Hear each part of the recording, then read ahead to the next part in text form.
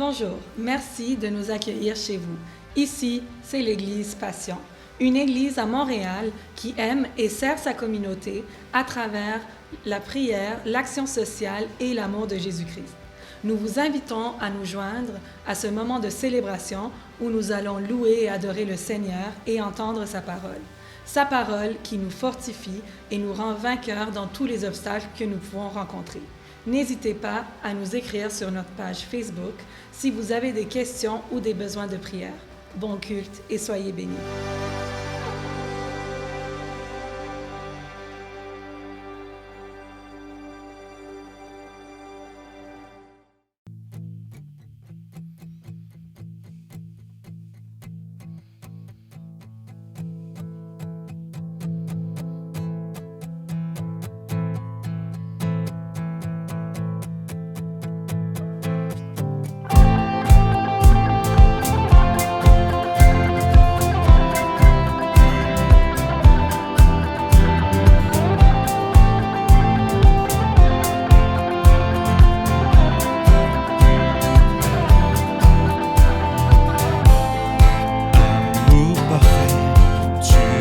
Donné à la croix pour tout effacer de mes péchés. Tu t'es chargé sur le bois.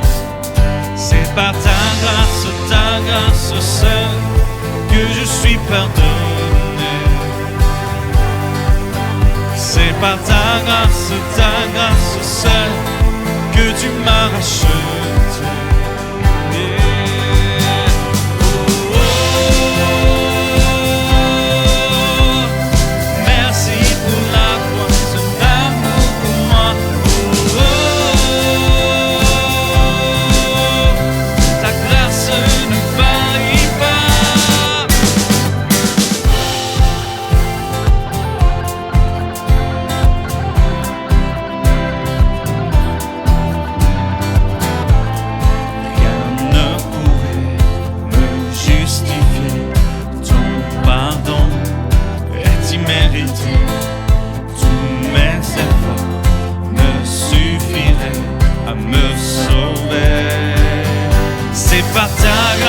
Ta grâce seule que je suis pardonné.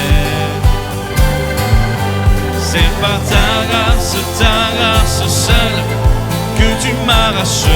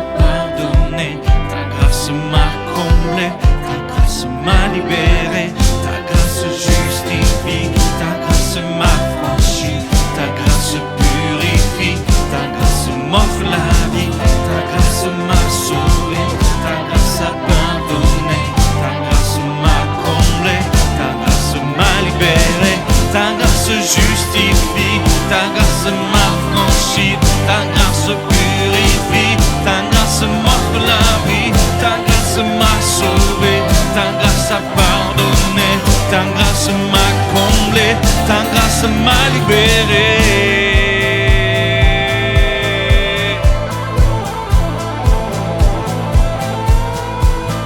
C'est par ta grâce seule que je suis pardonné.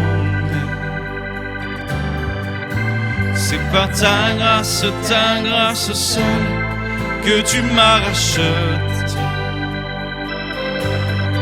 C'est par ta grâce seule que je suis pardonné. C'est par ta grâce seule que je suis racheté.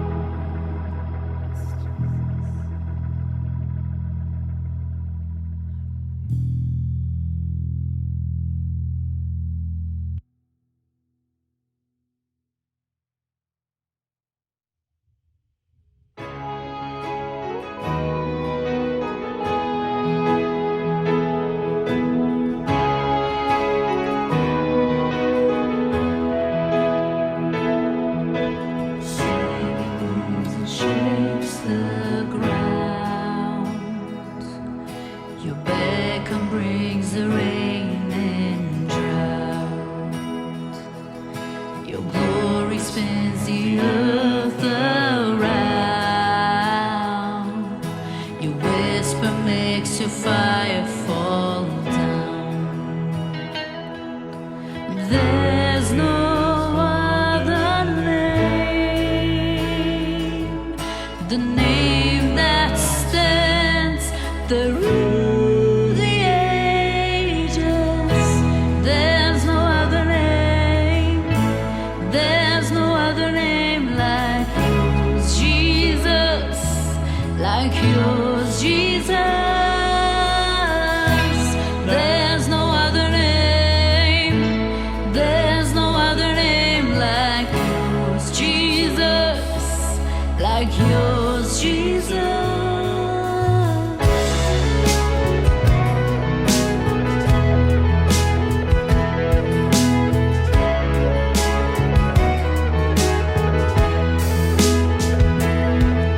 Your word commands the wind and waves. Your touch revives the sick and weak. Your power wakes the dead again, and your love destroys the grip of the sea. For your love destroys the grip of sin. There's no other name, there's no other name like yours, Jesus, like yours, Jesus. There's no other name, there's no other name like yours, Jesus, like yours, Jesus. There's no other name, there's no other name like yours, Jesus, like yours, Jesus. There's no other name, there's no other name like yours, Jesus, like yours, Jesus. We will bow and every tongue confess the name of Jesus, and every knee will bow and every tongue confess the name of Jesus, and every knee will bow and every tongue confess the name of Jesus, and every knee will bow and every tongue confess the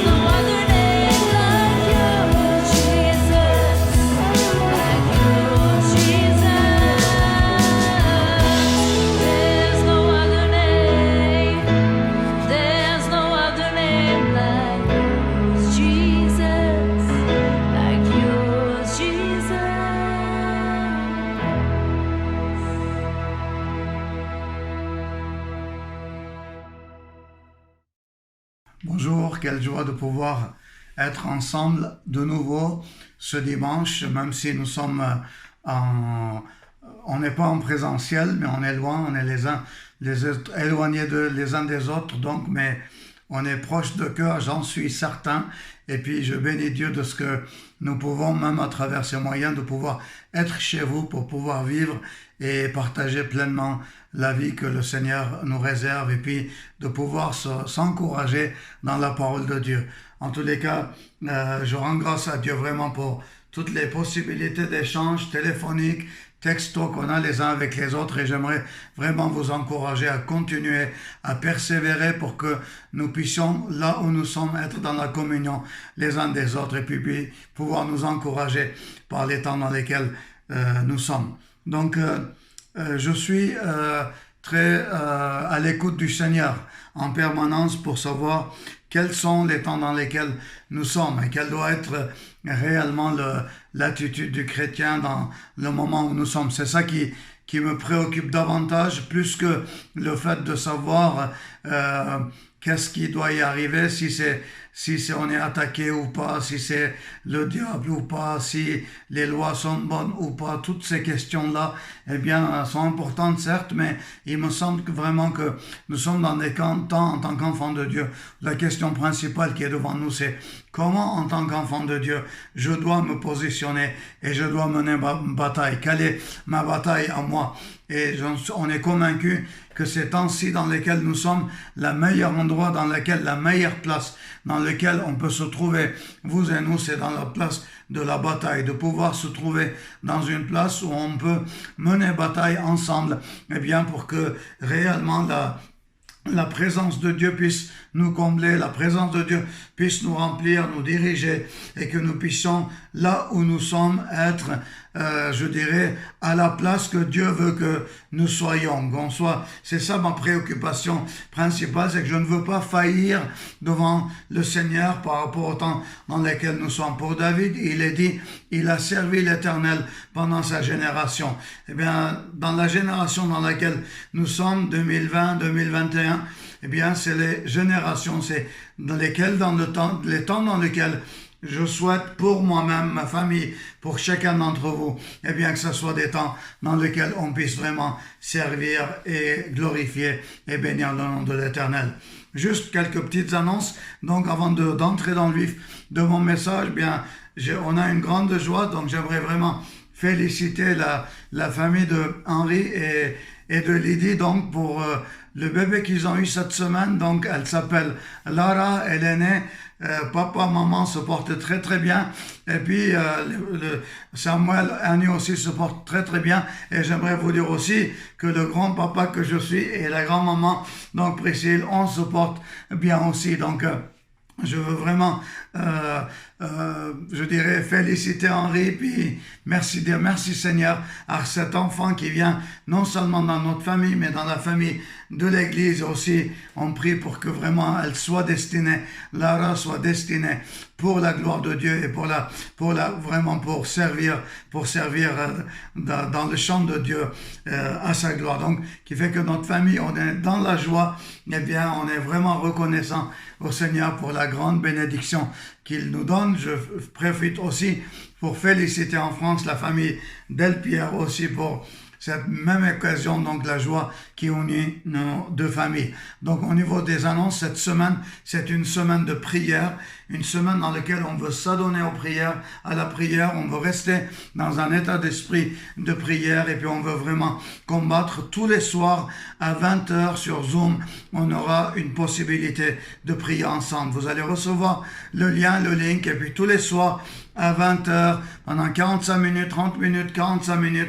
Vous pouvez être avec nous pour 10 minutes si vous voulez, mais on veut prier. On veut que cette semaine soit une semaine dans laquelle elle soit mise à part, et puis dans cette semaine dans laquelle on puisse vraiment dire, et on est sous ce thème, comment faire pour prier pour Jésus. On veut prier comme Jésus. On veut prier selon que Jésus priait, il recevait des réponses, on veut recevoir des réponses, et on veut aller dans toutes les bénédictions qu'il a en réserve pour chacun d'entre nous.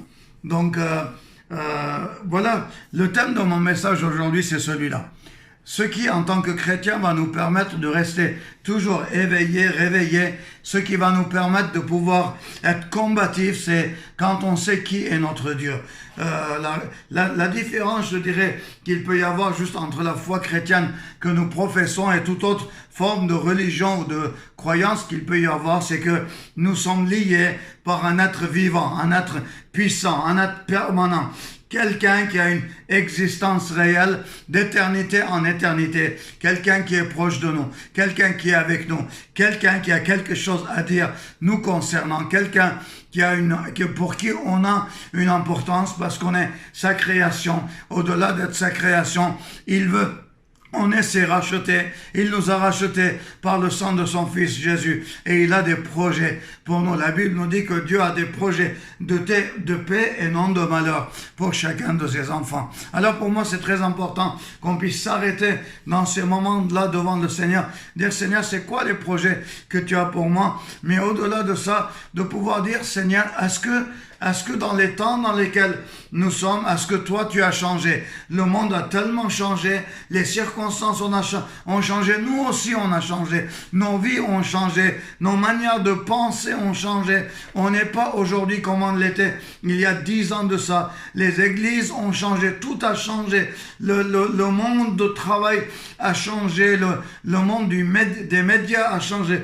Tout a changé. Alors la question qui vient devant nous, c'est de dire, Seigneur, est-ce que toi tu as changé? Est-ce que toi tu es le même? On sait qu'on a besoin de certains repères qui eux demeurent toujours les mêmes. Même si le monde change, on sait qu'il y a quelque chose qui demeure fixe, quelque chose contre qui on peut bien s'appuyer. On sait qu'on sera en sécurité. Eh bien, vous savez, les bateaux qui peuvent aller de partout, naviguer de partout, ils ont des ancres, des choses métalliques très très lourdes selon la taille du bateau. Et puis quand tu le lances dans l'eau, ça descend, ça tanque dans la terre, ça s'accroche à la terre et c'est capable de retenir un bateau tellement ça peut être solide. Le bateau peut chavirer à droite, à gauche, le vent peut le pousser dans tous les sens, mais le bateau, tant qu'il est attaché à l'ancre qui le tient solidement arrimé au sol, ce bateau demeure en sécurité.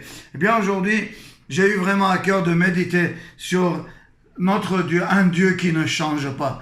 Le monde peut basculer, le monde peut se renverser, notre Dieu ne change pas. Et c'est bon que notre Dieu ne change pas. Ça veut dire que si tu l'as connu une fois, il est comme tu l'as connu. Si tu as appris à vivre avec lui, si tu as appris à découvrir sa grandeur, sa richesse, sa miséricorde, sa bonté, il demeure le même éternellement. Dieu ne change pas. Dieu ne change pas au niveau de toutes ses promesses. Il ne change pas au niveau de ses plans. Et ça me réconforte, ça me rassure de savoir que je peux m'approcher vers un Dieu qui n'est pas lunatique, qui n'est pas changeant, qui ne fonctionne pas avec les humeurs des politiques ou des changements climatiques, mais Dieu est une ancre certaine. Dieu est une assurance ferme sur qui je peux m'appuyer avec certitude. Il est le même, il ne change pas. Et j'aimerais qu'on prenne quelques caractéristiques de Dieu pour pouvoir voir comment Dieu ne change pas. On a ce psaume, dans le psaume 119, ce verset merveilleux qui nous dit au verset 105, qui nous dit « Ta parole est une lampe à mes pieds, une lumière sur mon sentier. » Ta parole est une lampe à mes pieds, une lumière sur mon sentier. Comme c'est merveilleux de savoir que peu importe la densité des ténèbres qu'il peut y avoir, peu importe la densité des noirceurs ou des situations difficiles dans lesquelles on pourrait y être, eh bien, la lumière de Dieu qui est à nos pieds est capable de percer la profondeur des ténèbres et nous permettre de pouvoir avancer et d'aller de l'avant et de pouvoir éclairer notre sentier et éclairer notre chemin. J'aime beaucoup cet exemple que je prends beaucoup avec la jeunesse, c'est que quand tu roules la nuit, si tu veux aller de Montréal à Toronto par exemple, et puis ça fait des centaines de kilomètres que tu vas rouler, puis c'est le noir, c'est la nuit que tu vas rouler, eh bien Quand tu prends la route n'est pas éclairée de Montréal, de chez toi, jusqu'à Toronto. Mais à fur et à mesure que tu avances, eh bien, la route sera toujours éclairée devant toi. Pourquoi? Parce que les phares de ton automobile, les phares de ton auto, plus tu avances, plus elles éclairent. Eh bien, lorsqu'on est rempli par la parole de Dieu, par les certitudes de la parole de Dieu, peu importe les circonstances, lorsqu'on s'approche des ténèbres, lorsqu'on s'approche des incertitudes, lorsqu'on s'approche des difficultés, eh bien, les ténèbres sont brisées à cause de la puissance, de la lumière de la parole de Dieu qui habite en nous. C'est pour ça que, mes chers frères et sœurs, eh bien, combien il est important pour nous d'être habités par la parole, combien il est important pour nous d'être remplis par la parole, combien il est important pour nous d'être nourris par la parole de Dieu au quotidien, pour que cette parole devienne réellement une lampe à nos pieds, une lumière sur notre sentier, qui va nous guider et qui va nous permettre de ne pas tomber dans le premier fossé qui va se présenter devant nous. Le premier point que j'aimerais prendre ensemble par rapport à un Dieu qui ne change pas, c'est ce point-là. La vie de Dieu ne change pas. La vie de Dieu ne change pas. On va prendre quelques textes bibliques. Dans le psaume 93 au verset 2, il nous est dit, ton trône est établi dès les temps anciens. Tu existes de toute éternité. Le trône de Dieu, il est établi. Il est établi de toute l'éternité, il est établi, il existe. Il nous est dit dans le psaume 90 au verset 2, avant que les montagnes fussent nées et que tu eusses été créé la terre, que tu aies créé la terre et le monde d'éternité en éternité, tu es Dieu. Rien n'existait, rien n'avait d'existence. Pourtant, Dieu, il existait. Dieu était présent. Dieu était vivant à jamais. Dans Jérémie 10, il nous est dit, mais l'Éternel est Dieu en vérité. Il est un Dieu vivant. Il est un roi éternel. La terre tremble devant sa colère et les nations ne supportent pas sa faveur. Dieu d'éternité en éternité, il est le même. Il ne change pas. Sa durée est illimitée. Il est de toute une éternité et un jour tout disparaîtra. Il demeurera encore le même. Il sera encore présent. On est né, on partira, mais il y a plein de choses qui continueront, même les choses qui continueront. Un jour, eux aussi disparaîtront, mais de Dieu qui était au commencement de toutes choses, il sera présent encore à la fin de toutes choses. Il est d'éternité en éternité. Il est Dieu. La durée de la vie de Dieu ne change pas. La personnalité de Dieu ne change pas. La personnalité qui est notre Dieu ne change pas. Moïse, Dieu dit à Moïse dans Exode chapitre 3 au verset 14, il dit, je suis celui qui suis. Et il ajoute, c'est ainsi que tu répondras aux enfants d'Israël. Je suis celui qui m'a envoyé. C'est le je suis qui a envoyé Moïse. Ça veut dire qu'il dit je suis celui qui suis. Pas d'autre explication. Ça suffit, c'est moi qui suis. L'être, le même maître, je dirais la racine du verbe être, eh bien, provient de l'existence même de Dieu. Dieu existe. Je suis celui qui suis. C'est ainsi que Dieu dit à Moïse quand il dit, mais qu'est-ce que je vais répondre quand les gens vont me dire, mais qui c'est qui t'envoie? Qui es-tu toi? Au nom de qui tu agis? Au nom de qui tu fais ce que tu fais? Dieu, il dit, tu vas donner juste une seule réponse. Et ça va suffire. Et ça a suffi. Juste le fait de savoir que là, Dieu est celui qui est. Dieu est Dieu. Dieu est Dieu. Jacques chapitre 1er verset 16 à 17, il nous est dit, ne vous y trompez pas, mes frères bien-aimés, toute grâce excellente et tout don parfait descend d'en haut du Père des Lumières, chez lequel il n'y a ni changement, ni ombre de variation. Dieu est le Dieu de la stabilité.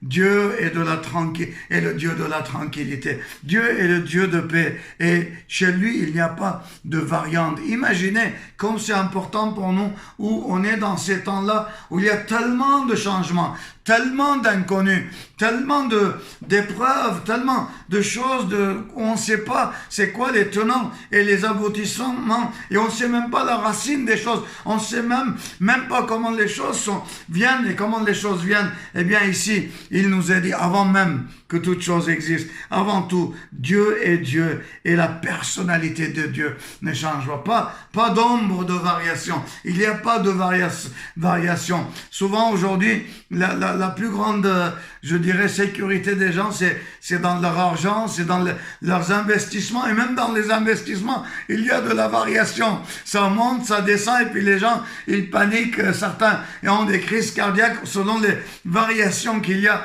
Dieu n'a pas de variation. Dieu est Dieu. Il est le même. Il est toujours le même. Il ne change pas. Notre Papa Céleste n'est pas lunatique. Il ne change pas d'avis. Son humeur est toujours identique à lui-même. Et il est ton papa. Il est mon papa. On peut s'approcher de lui avec confiance. On peut s'approcher de lui avec assurance.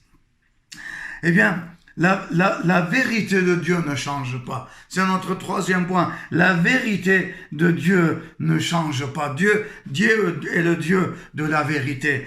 On va lire Ésaïe 40, des versets 6 et verset 8. Voilà ce qu'il nous est dit. Une voix dit, crie, et il répondit, que crierai-je? Toute chair est comme l'herbe, et tout son éclat comme la fleur des champs. L'herbe sèche et la fleur tombe quand le vent de l'Éternel souffle dessus. Certainement, le peuple est comme l'herbe sèche et la fleur tombe, mais la parole de Dieu subsiste éternellement. Alléluia. Cela veut dire, mes frères et sœurs, Dieu qui nous a donné sa parole, Dieu qui nous a accordé les vérités qui nous permettent de le connaître, lui, les vérités qui nous permettent bien nous de rester en elle, qui nous permettent de pouvoir avancer dans ces vérités. Eh bien, notre Dieu ne change pas. Notre Dieu ne change pas. Il est le même, il demeure le même. Et d'éternité, il est toujours le même. D'éternité en éternité, Dieu est le même. Et Dieu ne change pas. Les vérités de Dieu, les vérités concernant Dieu et les vérités qui sont sorties de Dieu, ces vérités ne changent pas. Moi, ça me rassure. Ça me rassure dans un monde où finalement on ne sait même plus qu'est-ce que la vérité.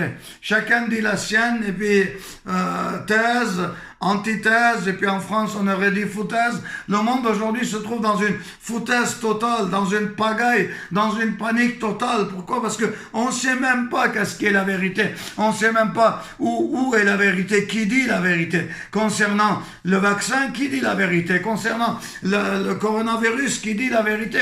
Concernant l'avenir du monde, qui dit la vérité? À un moment où tout tombe par terre et tout est chamboulé. Pour moi, combien c'est rassurant de savoir que mon Dieu ne change pas. Les vérités de mon Dieu demeurent toujours éternelles.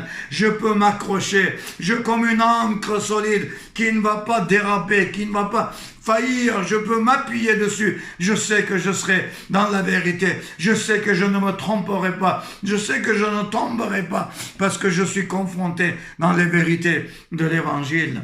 Alléluia. Alléluia. Au verset, le quatrième point qui est devant nous aujourd'hui, c'est les voies de Dieu ne changent pas. Les voies de Dieu ne changent pas. Les voies de Dieu ne changent pas. Dans Jacques, chapitre 1er, verset 16 à 17, il nous est dit, ne vous y trompez pas, mes frères bien-aimés. Toute grâce excellente et tout don parfait descend d'en haut du Père des Lumières, chez lequel il n'y a ni changement, ni ombre de variation. Ça veut dire que vraiment, en Dieu, il n'y a pas de variation, il n'y a pas de changement, il n'y a pas de fluctuation. Eh bien, c'est un verset qu'on a pris déjà, mais j'aime reprendre ce texte ici pour dire, eh bien, Dieu conduit l'homme selon le dessein qu'il lui a donné. Lorsque Dieu il met un homme sur une voie, souvent les gens on se dit mais qu'est-ce que je dois faire maintenant tant que Dieu t'a pas parlé? Pourquoi tu te poses la question? Pourquoi tu changes d'avis? Si Dieu t'a mis dans une voie, laisse-le faire, laisse Dieu te parler autrement pour changer de direction. Mais si Dieu ne t'a pas dit de changer de direction, reste toujours dans cette voie. Les voies de Dieu ne changent pas. Aujourd'hui, je suis émerveillé, impressionné pour voir comment on a appris à faire confiance à nos GPS. À nos téléphones, nous mettons Google Maps, nous mettons les différentes manières qu'on a pour nous diriger, puis on leur fait confiance. Et cet été, ça paraît déjà bien loin, l'été passé, avec ma famille, on a eu la grâce, la chance de pouvoir traverser le Canada. Nous sommes allés de Montréal jusqu'à Vancouver, et puis on n'a pas acheté de carte, on a demandé à personne comment c'est la route, et puis juste on a actionné notre GPS dans mon téléphone, j'ai mis les adresses et puis on a suivi la direction. Et puis, vous savez pourquoi c'est un bon exemple? Parce que c'est très long le chemin pour aller jusqu'à Vancouver. C'est 4800 km, il faut rouler pour pouvoir arriver là-bas. De ma maison jusqu'à là où on va aller, 4800 km. Et puis, tu roules pendant une journée, tu roules, puis la route, elle est tout droite. À un moment donné, tu as 2000 km tout droit, tu roules pendant 2 jours, et puis il n'y a aucune indication. Le GPS ne parle plus, alors que d'habitude, il parle beaucoup. Ils disent beaucoup de choses, mais ils ne parlent pas. C'est le silence total. Pourquoi? Parce qu'il t'a indiqué une voie. Et puis il te dit maintenant, reste sur cette voie. Puis tu te dis, si tu connais bien le fonctionnement du programme, tu te dis, mais tant qu'il ne m'a pas dit de changer de direction, c'est que je suis sur la bonne route. Je reste sur la bonne route jusqu'à ce qu'il me dise, change de direction. Eh bien, si on est capable de faire confiance à un GPS, à une machine, à une technologie fabriquée par l'homme, pourquoi est-ce qu'on aurait tellement de mal à faire confiance à notre Seigneur qui a donné de l'intelligence à l'homme de pouvoir fabriquer des GPS, des ordinateurs, qui a donné à l'homme l'intelligence de pouvoir aller jusqu'à la Lune, de pouvoir créer des médicaments, de pouvoir être capable de faire des opérations extraordinaires? Eh bien, pensez-vous que le Dieu qui a créé cette intelligence et ce cerveau que toi et moi nous avons, ils sont moindres que nous? On est capable de faire confiance à la création de l'homme et faire moins confiance à celui qui est notre créateur. Eh bien, les voies de Dieu ne changent pas. Pour moi, ça me dynamise. Mon Dieu ne change pas. Mon Dieu est bon. Mon Dieu, s'il m'a mis dans une voie, eh bien, il sait c'est quoi ces voies. La méthodologie de Dieu ne change pas. La manière d'agir de Dieu ne change pas. La manière de concevoir les choses de mon Dieu ne change pas. Les desseins de Dieu ne changent pas. Au psaume 33, verset 9 à 12, il nous est dit, car il dit la chose et la chose arrive. Il ordonne et elle existe. L'Éternel renverse les desseins des nations. Il anéantit les projets des peuples. Les desseins de l'Éternel subsistent à toujours et les projets de son cœur de génération en génération. Heureuse la nation dont l'Éternel est le Dieu. Heureux le peuple qu'il choisit pour héritage. Alléluia. Les desseins de Dieu ne changent pas. Les projets de Dieu sont toujours les mêmes. Et puis, il dit, il ordonne, la manière de fonctionner de Dieu ne change pas. Le dessein de l'homme, pour le salut de l'homme, ça, c'est toujours le même. L'homme est pécheur et il a besoin de salut. Il a envoyé son fils Jésus-Christ et quiconque invoque le nom de Jésus est sauvé. Ça fait partie du dessein de Dieu. Et le dessein de Dieu n'a pas changé. Les hommes ont renié Jésus, les hommes continuent à renier Jésus, mais Dieu continue à rester fidèle. Dieu continue à être le même. Dieu continue à pouvoir dire aux gens, eh bien c'est pas grave, même si les gens veulent blasphémer contre mon fils, même si les gens veulent blasphémer contre Dieu, eh bien la vérité de Dieu ne change pas. Le projet, le dessein de Dieu qu'il a établi, qu'il a donné à l'humanité, c'est que quiconque croit en lui, quiconque confesse que Jésus-Christ est Seigneur, il sera sauvé. Ce dessein, ce plan de salut que Dieu a accordé à l'humanité ne change pas. Il demeure le même. Si les hommes le renient, si les hommes l'abandonnent, si les hommes sont infidèles, Dieu demeure fidèle. Pourquoi? Parce que son dessein, ses projets, sa fidélité envers nous, ça ne dépend pas de nos œuvres, mais ça dépend des promesses, ça dépend de qui il est. Combien c'est important de savoir que Dieu n'agit pas par rapport à nous, mais Dieu agit par rapport à lui-même. J'aime beaucoup cet exemple. Lorsqu'en France, il y a eu la révolution dans les années 1600, et puis quand, à un moment donné, on On a coupé la tête du roi Louis XV, et puis on a pris son fils. Et puis les vauriens, ceux qui en fait n'étaient même pas éduqués, ceux qui étaient les ennemis du roi à l'époque, ils ont pris son fils, ils ont pris le fils du roi qui était habillé dans des toges royales. C'était un fils de roi, il était destiné à devenir roi. Et puis alors que voilà qu'ils étaient en train de le chahuter, puis ils voulaient lui apprendre à parler comme les gens du peuple, à dire des gros mots, à pouvoir dire des jurons, des injures.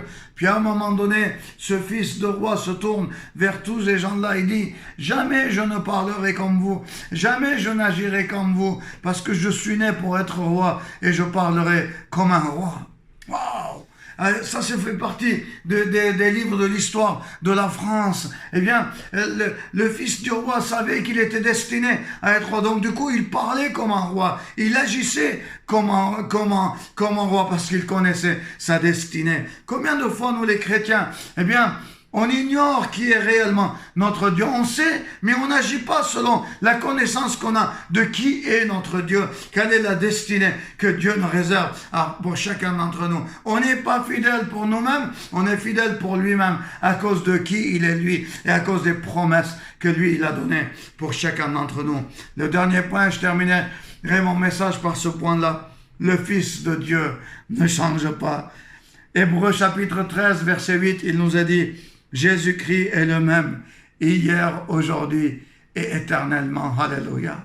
Jésus ne change pas. Il est toujours le même.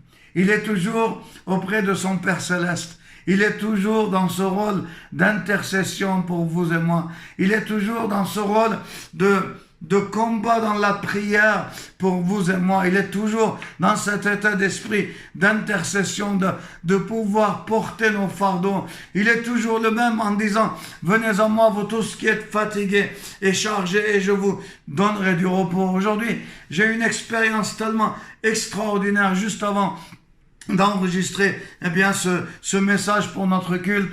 Je parlais au téléphone avec quelqu'un, et puis il y avait une situation très très grave, une personne, elle était complètement meurtrie, complètement désemparée.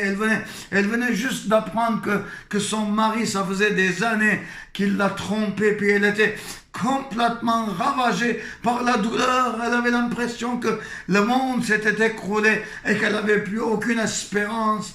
Puis à un moment donné, dans notre discussion, je lui ai dit « Écoute, je veux juste te dire une chose. Il y a une chose que je veux te dire et je veux que tu entendes de tes oreilles la phrase que je vais te dire. » Je lui ai dit « Tu sais, la seule chose que je peux te dire, aujourd'hui, je ne peux rien faire pour toi-même, pour soulager tes douleurs moi-même. Mais la seule chose que je peux te dire, c'est je peux t'inviter à répondre à l'invitation de Jésus qui a dit « Venez à moi, vous tous qui êtes fatigués et chargés, et moi, je vous donnerai du repos. » Au moment où j'ai exprimé cette phrase, l'autre personne, on était en train de se voir. C'était un téléphone où on se voyait. L'autre personne a pu me témoigner, a pu me dire que au moment où j'ai déclaré cette chose, elle a eu l'impression qu'il y avait une lumière qui est venue dans son cœur, qui a éclairé son cœur, et cette lumière est partie. Mais en partant, elle a emporté avec elle les ténèbres et la souffrance et le poids de la douleur qu'il y avait dans son cœur.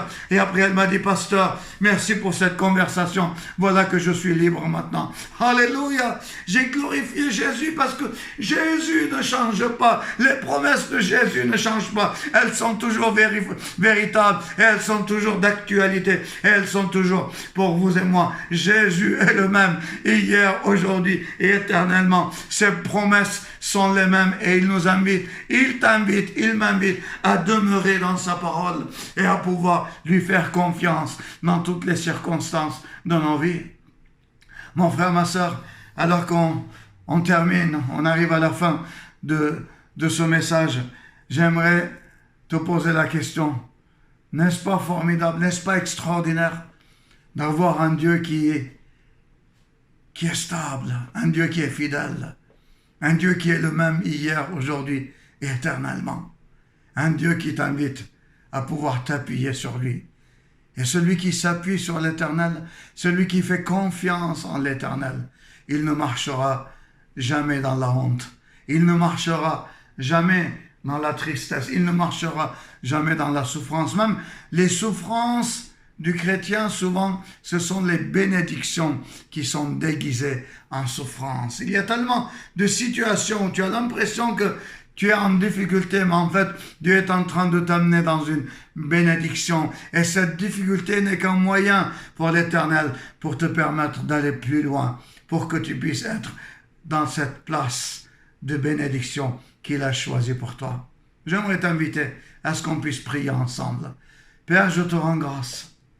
Je te rends grâce de ce que, alors que tout bouscule, tout chamboule autour de nous, les incertitudes s'écroulent une après l'autre, toi tu demeures le même.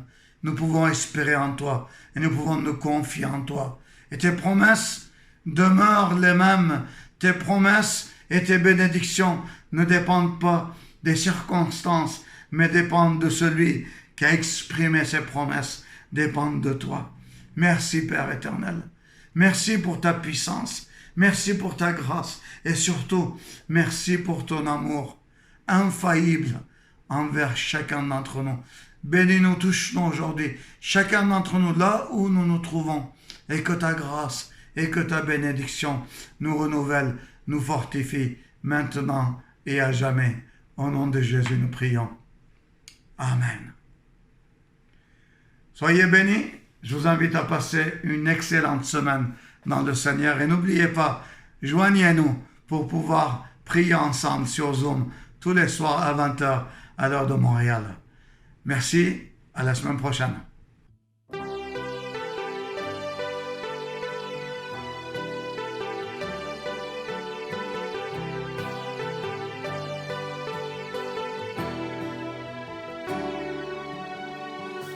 À la croix, tu as déclaré, tout est accompli, payant le prix de chaque vie. La mort n'a pu te retenir, je sais que tu es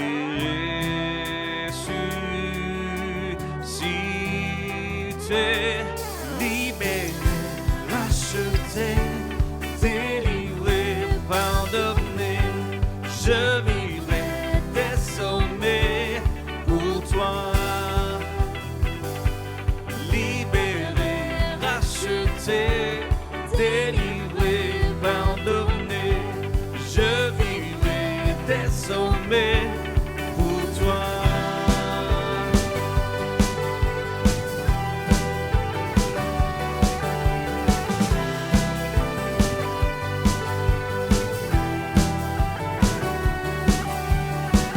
Dans mon cœur, tu fais résonner le son de ta voix afin de diriger mes pas. Tu es le rocher de ma foi, toute l'éternité, je te suis.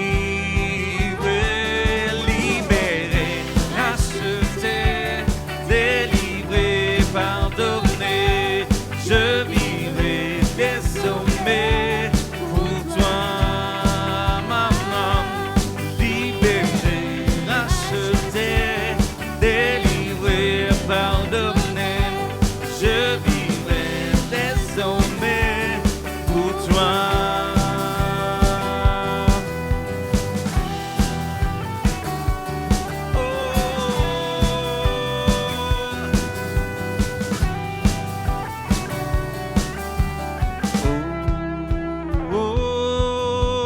Garde-moi toujours près de toi. Oh, oh, tu es mon secours et ma joie. Oh, oh, garde-moi toujours près de toi. Oh, oh,